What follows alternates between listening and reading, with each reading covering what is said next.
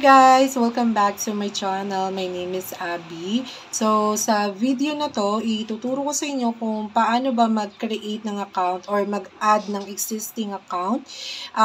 This video is specifically para dun sa mga Citibank credit cards owner, and alam naman po natin na hindi na po nagagamit ang Citibank. Gawa nga po nag-migrate na po ito kay Union Bank. So, actually, it was started on last March 22nd. So, ngayon ay ituturo ko kung paano nyo siya ma-open sa Union Bank. Okay? Since under na siya ng Union Bank. So, whenever you're going to pay your credit builder cards, or your Citi credit cards, Union Bank na yung magiging merchant niya. Hindi na si Citibank kasi it's no longer available na. Okay? So, unang-una, syempre, kung wala ka pang Union Bank at all, download mo yung Union Bank. Ito siya. Ayan. Union Bank online siya sa Play Store. Same with App Store. So, pag pull up mo or pagka-download mo nung card itself, ito na siya. Ganyan siya. So, merong open an account, log in, and then sign up with existing account. So, ayan yung gagawin nyo. Sign up with existing account. Kasi meron ka ng credit kay Citibank. So, since under na siya ng Union Bank, so that fall here sa existing account. So, you just have to click or pindutin mo lang yung existing account, and then terms and condition, privacy, policy, and then accept. So, dito, ilalagay mo lang yung mararoute ka na sa sign up. So, this is for Union Bank account holders. Sign up with any of the following. So, meron ditong option. As you can see, ATM card, account number, credit card, loan, unit, investment trust fund, card reference number, and prepaid card. So, with this one, since we're talking about Citi or credit builder, we're talking about Citibank. So, since credit card yon, pipindutin mo yung credit card. And dito, mararoute kang pindutin yung enter your 16 credit card number. And I believe mararoute ka to, hold on. So, ayun, sorry, kinuha ko kasi yung aking Union Bank, yung aking Citi Rewards.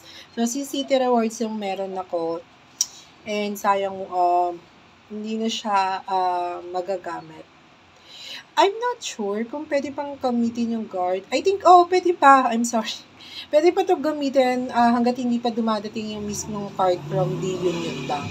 Kasi I heard na papadalahan tayo ng bagong card. Okay? So, I'm gonna put the details here. So, hold on. So, kung sinasabayan mo ko yung video na to, you can do the same thing. So, ayun. Sorry na puro. So, pindot lang.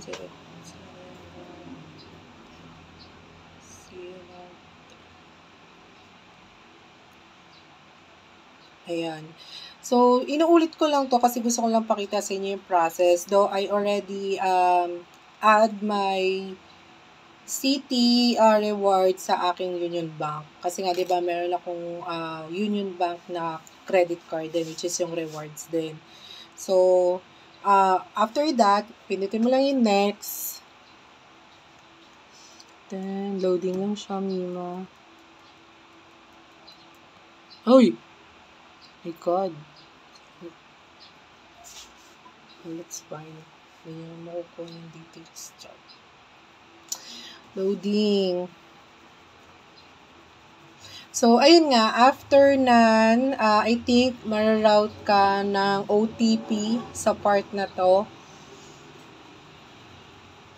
Syempre, makaka-receive ka ng OTP doon sa registered na number mo sa Union Bank. Same with with the City Rewards naman. So, while it's loading, ito naman for those folks na meron ng existing Union Bank. And ito naman is kung paano nyo lang i-add yung City Rewards sa existing account nyo ng Union Bank. So, katulad nito, ayan, so, ito, different na yung pacing niya. Kita nyo naman, pag pinindot ko yung nag-e-error siya, kasi hanggang ngayon, actually, ang dami pa rin issue talaga kay Union Bank, totoo lang. Siguro dahil nagawa na hindi pa fully complete yung migration, kaya ganyan pa siya. So, dito naman, enter mo lang yung password mo. Siyempre, meron ka ng existing account. So, of course, meron ka lang account, diba? So, hold lang.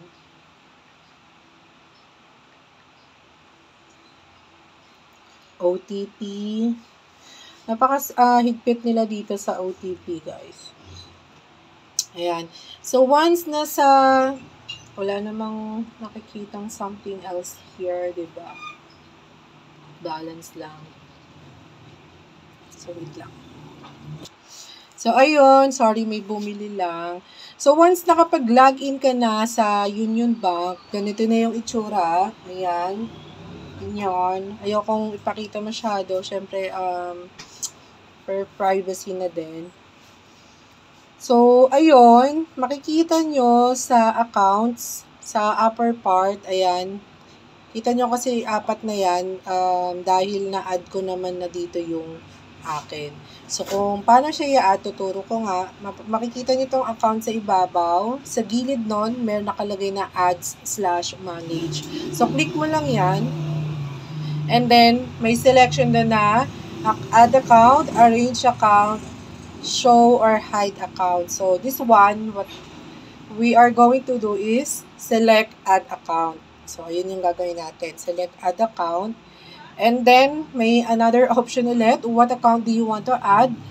It says here, open a new account or add an existing account. So, that's what we are going to click. Add an existing account.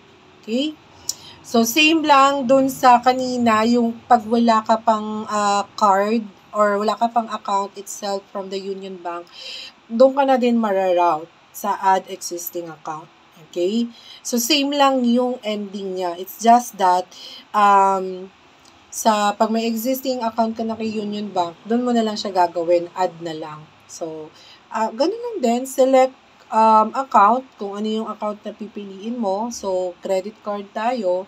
And then, ilalagay mo na yung enter the 16-digit credit card number. So, that's the process. And after that, you just have to follow the next steps na pinapagawa ng system. So, let's go back here. Nag-error siya eh. So, let's try.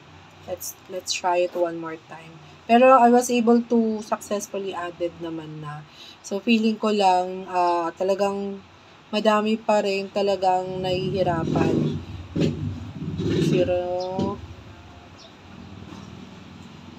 Ayan.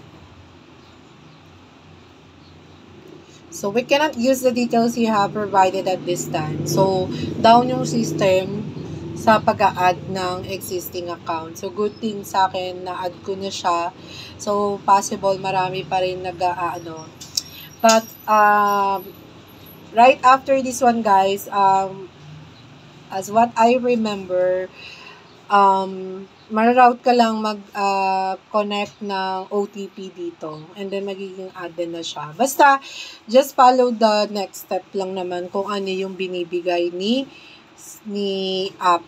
Ngayon kasi hindi siya nakikisama kasi down yung system nila. Ayan, ayaw talaga. We cannot provide. Ganto siya nung una kong ginagawa. Alright, so that's it lang naman guys kung paano i-add or paano mag-create ng account kay Union Bank under ng inyong Citibank. And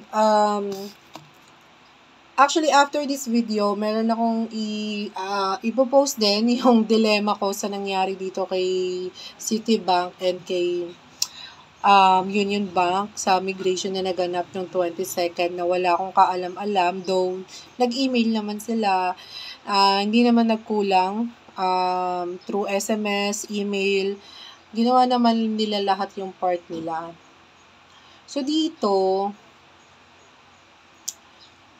pay bills, andito yung send money. Ito na siya, manage pay direct. So, get rewarded with pay direct. Ito na yung City Pay All, guys. Kaso, kung pipindutin nyo siya, naka-beta pa siya. From what I know, pag beta parang under eme pa. Kumbaga not fully being rolled out sa system. So, ngayon, pag kinlik mo to try pay direct now, ang option na lumalabas dito, send to another Union Bank account, which is wala naman tayong existing, diba? No eligible account found. Same with other bank or e-wallets like what I usually did. Talagang GCash lang naman talaga yung lagi kong ginagamit dito.